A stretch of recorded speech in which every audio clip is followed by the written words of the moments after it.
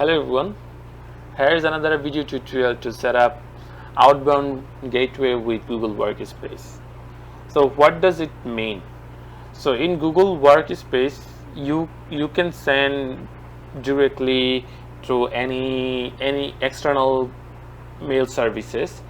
However, if you send a large volume of mail, let's say you are doing bulk mailing or maybe cold mailing with daily limits of 200 or more than that, so in such case, if you keep sending that volume from your Google Workspace, they're gonna suspend you.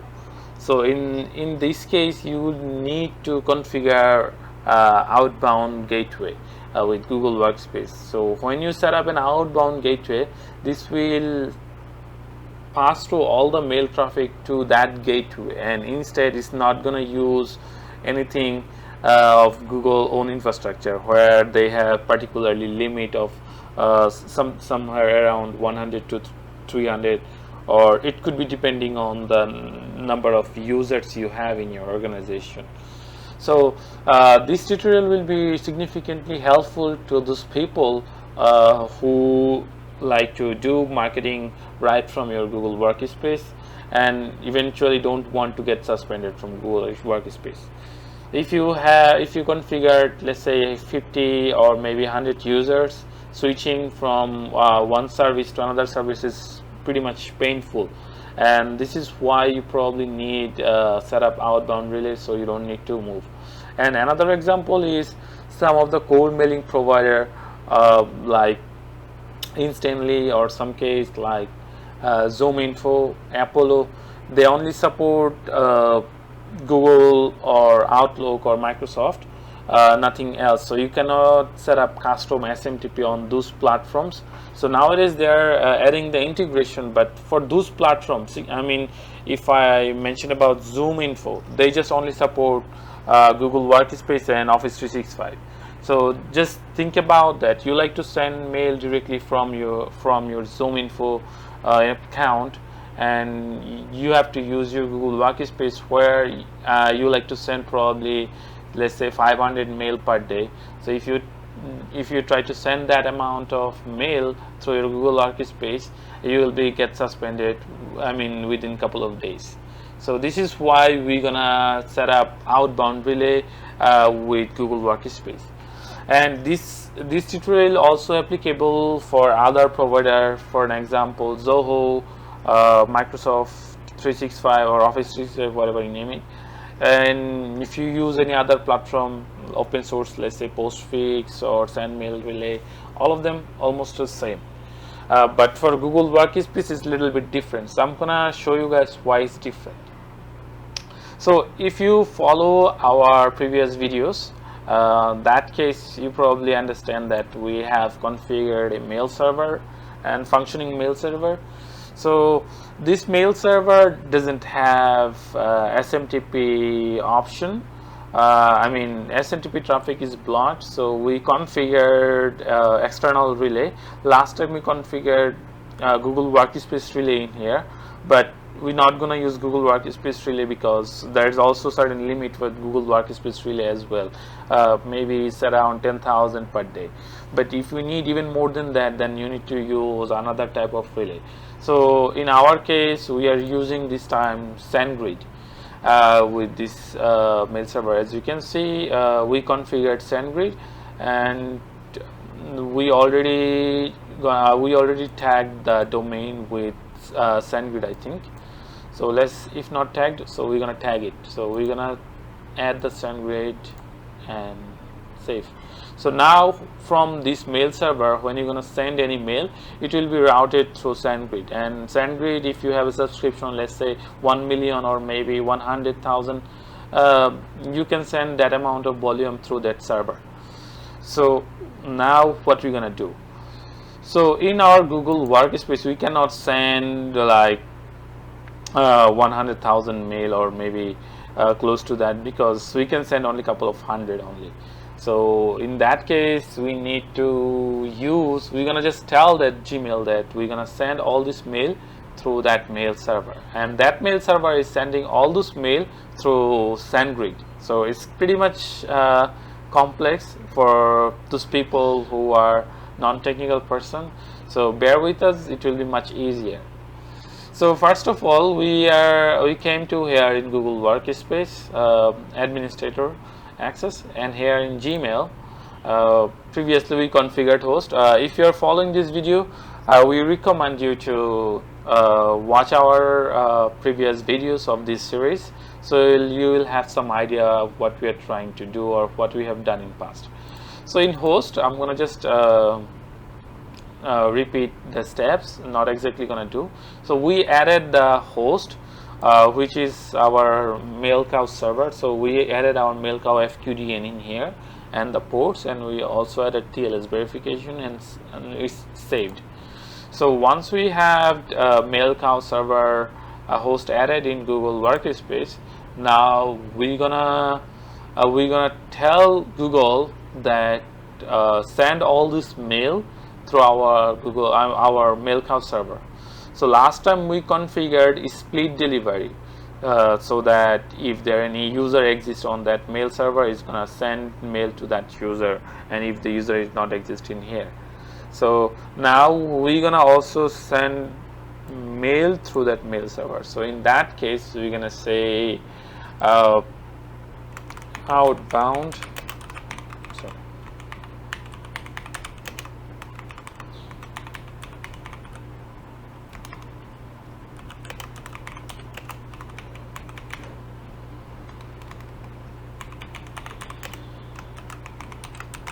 So let's say outbound mail through MailCow server. You can name whatever you want. So we have only one domain added in this Google Workspace. This is a test Workspace account, so we don't have much domain added. But if you have more domain, you probably have different use case, which I will explain in a few minutes. So here now, what I'm gonna do. So if I like to send all of the mail through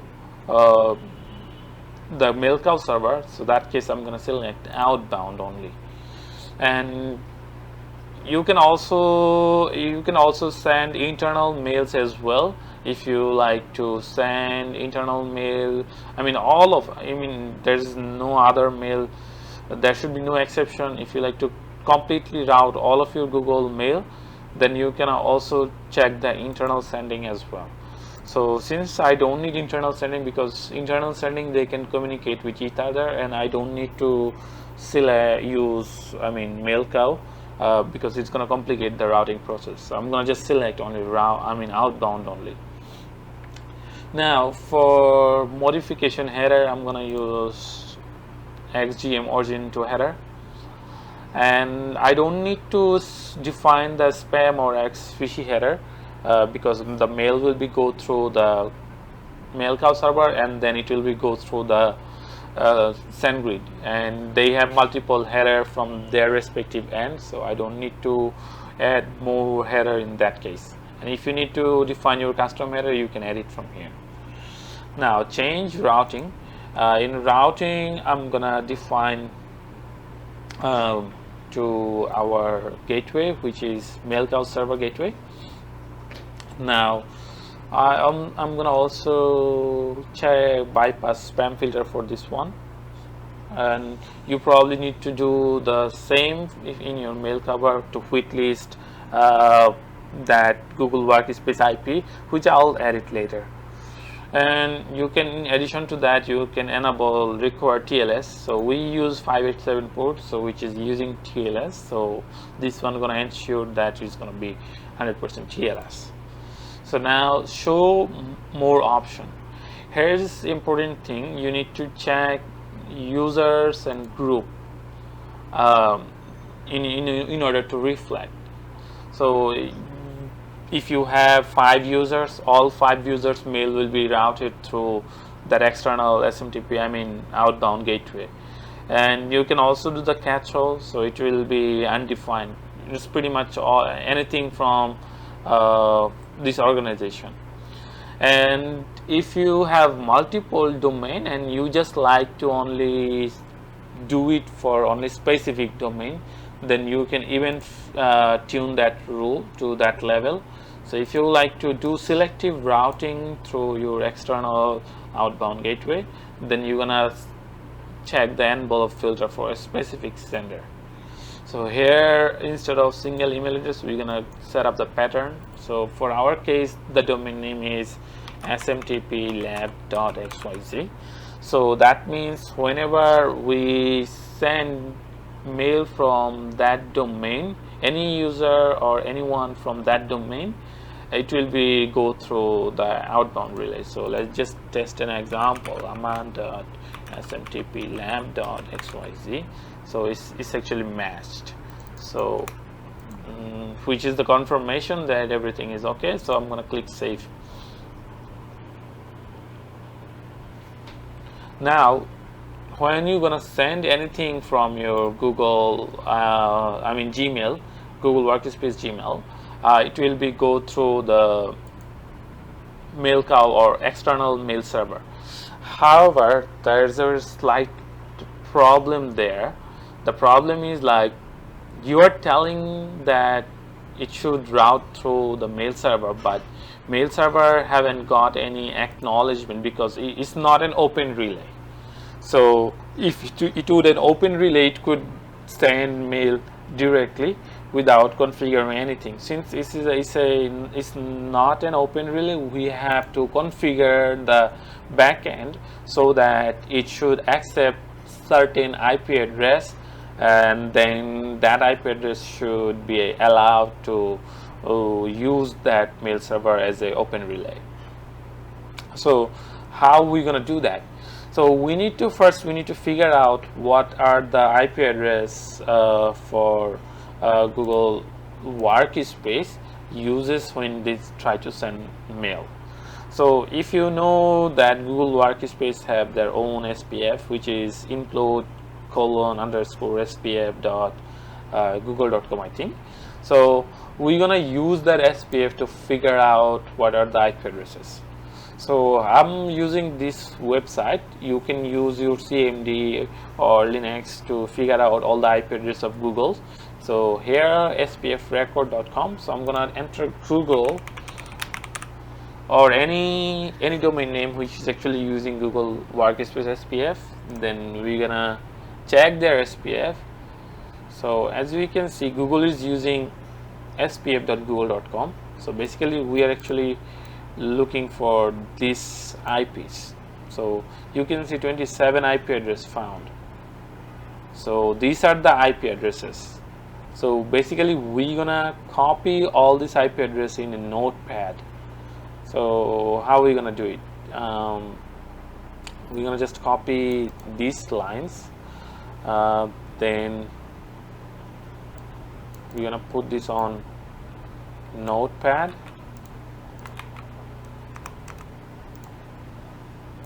This is the IPv6 one. I'm gonna put this on the last line, and then I'm gonna use last couple of them.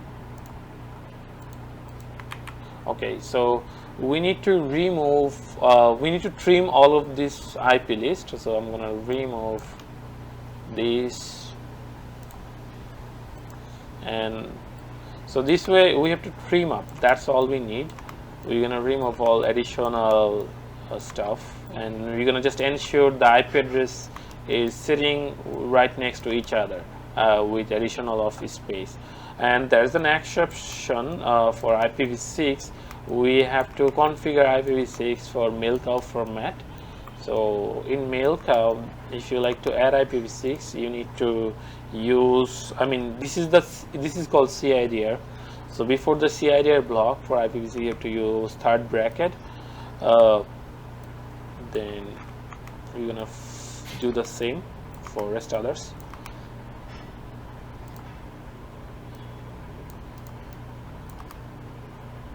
Here they're all using 36 block, so let's just add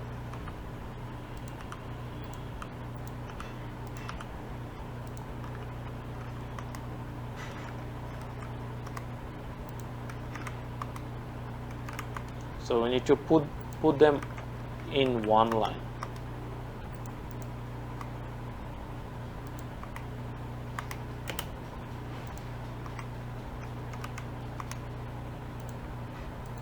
Okay, so I'm gonna do it after taking a pause. So we trimmed up all the access characters from this IPs, so we need to put them all in one line. I'm gonna remove extra space. So now it looks good. So we can see all this IP of Google's. So I'm gonna save this, and we're gonna use this one in MailCow configuration. So in order to allow these IPs in MailCow, we have to SSH the MailCow server. So we are already in MailCow server SSH, and we're gonna enter the directory, which is cd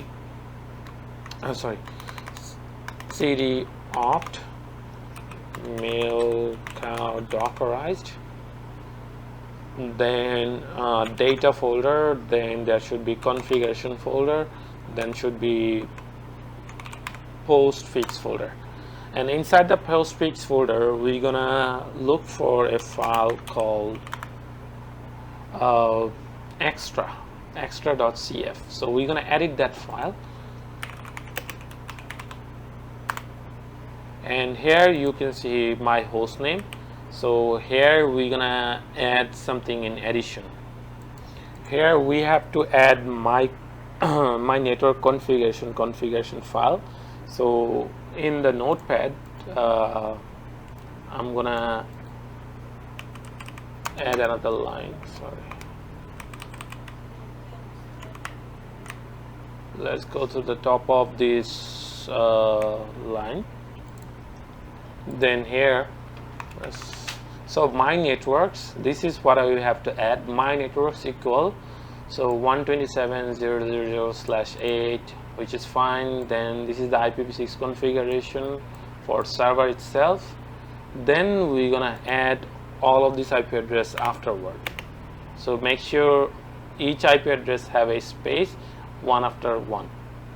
So now this is ready. I'm gonna Control Alt and C, and then I'm gonna add it on this line, on this file actually, sorry.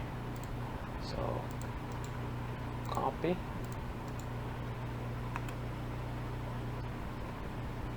I think I lost the SSH connection. Let's reconnect. So we're gonna add this line in here. Now we're gonna check. So looks good. So let's add a caption in here, comment in here. Let's say Google Workspace IP list.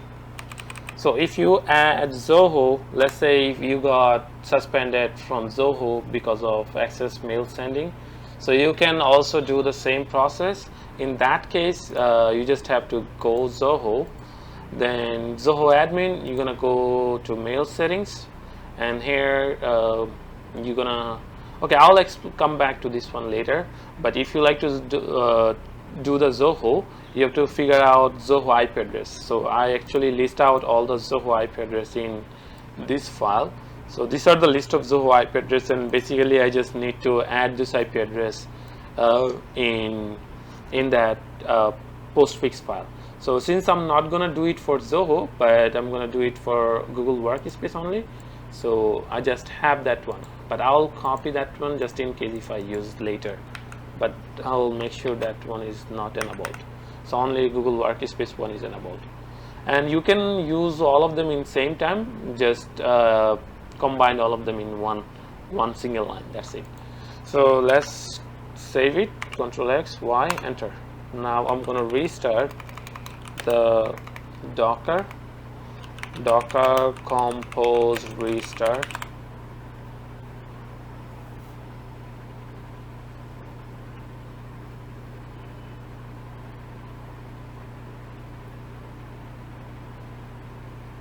Okay, it's now restarted. So I'm gonna do a mail test from Google Workspace. So let's refresh this screen.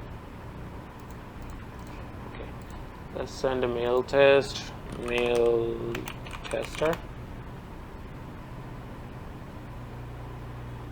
Let's open this one.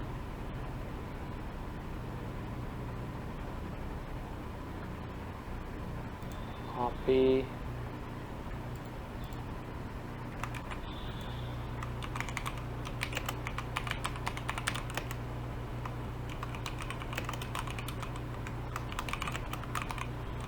Okay, so I'm gonna send.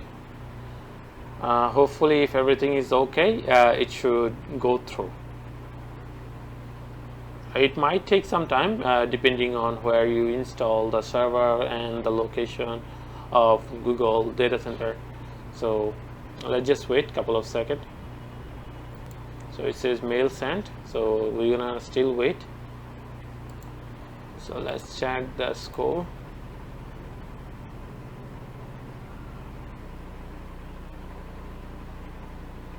So let's wait here a couple of seconds. Alright, we got the mail.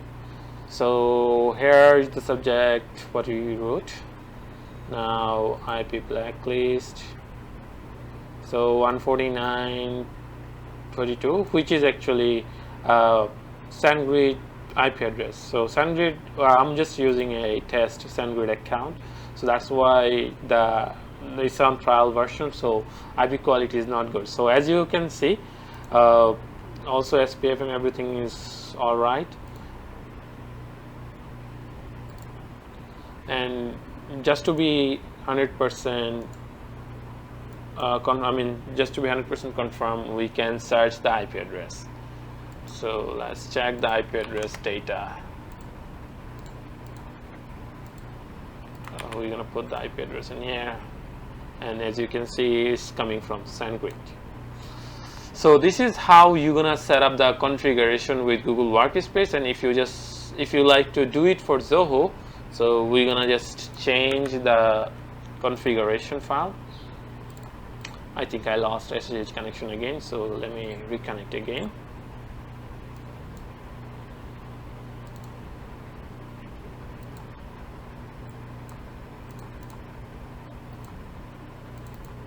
So nano ATC, sorry, opt, MailCow dockerized, then data config postfix, then I'm directly editing that one, and it should be extra.cf. So instead of enabling Google Workspace, I'm gonna just only turn on Zoho, or I can actually combine both of them if I want. So here is the configuration if I like to add both of them.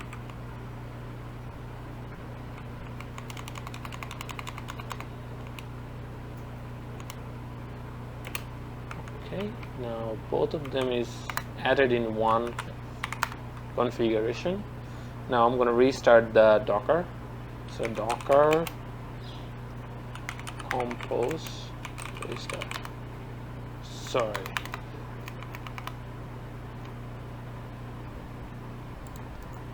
Docker compose restart. So maybe we need to enter the MailCow directory. So now Docker compose restart. Okay. So we are restarting the containers. Now we have to do it on Zoho end. So if you like to go in Zoho admin, here's the difference between Zoho and Google Workspace. Google Workspace doesn't support the authentication, username password authentication for external gateway. That's the reason we cannot use SendGrid directly in here, because SendGrid allow you to use username and password, but we cannot use it with Google Workspace. That's the whole point of setting up the additional SMTP bridge as a MailCow server. So now we're gonna do it from Zoho side. So here is Zoho outbound gateway. So you can see you can directly configure SendGrid right inside Zoho. You can just put Zoho, SendGrid configuration, and you can use the authentication. If you use authentication, you can put the username and password. So I already put the password, that's why I don't need to put the password again. And you can straight send through the SendGrid instead of MailCow itself. And if you like to add MailCow, that case you're gonna just put your MailCow server. So SMTP exchange dot. So we're gonna copy MailCow server IP address. FQDN actually. Then type, connection type SSL, which is fine for us. Authentication not needed because we defined the IP address, which means IP authentication will be in use. So update, and you have to add an user. You have to verify a user first to see if you have this message from that that domain where the MailCow is hosted. So let's say support, which is already there on that mail server. So verify and add, and Zoho will try to send a mail to verify. So we can actually go inside and go to the configuration and check the mailbox. So go. It's validated, so it's added successfully. See, if I check the mailbox, they already sent a test mail. You can see the outbound confirmation. So now if I send a test mail to to another test, MailGenius test, so we're gonna open another mail. Let's say let's refresh because we made changes. So now copy, and then Zoho SMTP relay test. If I click send, okay, they blocked us. So let's check here. So it says mail rate exceed limit. Though we haven't sent any mail from that account, but that account is recently created, so there might be some issue with that one. So there are no blocks in here.